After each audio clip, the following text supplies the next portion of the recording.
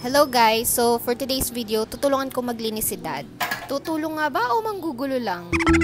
So ayan kasi, tuwing umuulan, bumababa yung lupa from dito sa garden, pababa dyan sa kanal.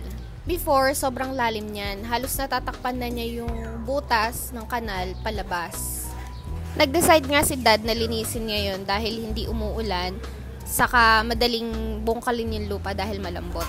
So, eto pala yung damo na nabunot niya sa may gilid ng kanal. Tapos, pinakuha niya sa akin yung pala para mahukay yung lupa. Siyempre, dahil ako ay isang Jollibee, ako ang magpapala ng lupa. Hay nako, sobrang dali lang pala nito. Ewan ko ba dito, ba't pawis na agad?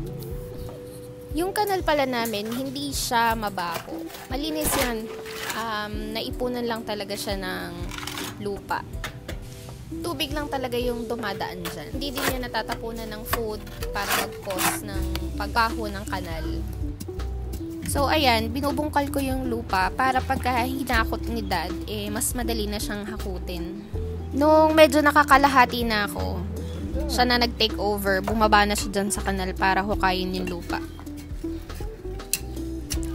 Ayan, kita na yung floor ng kanal. Akala ko nga aabutin kami ng hapon dito, pero saglit lang namin to natapos. Mga 30 minutes siguro. Tapos ayun, yung side na yun yung butas papalabas. So, di ba kita na? Yung mga lupa pala na nahukay, i-flat niya lang ulit dyan sa garden.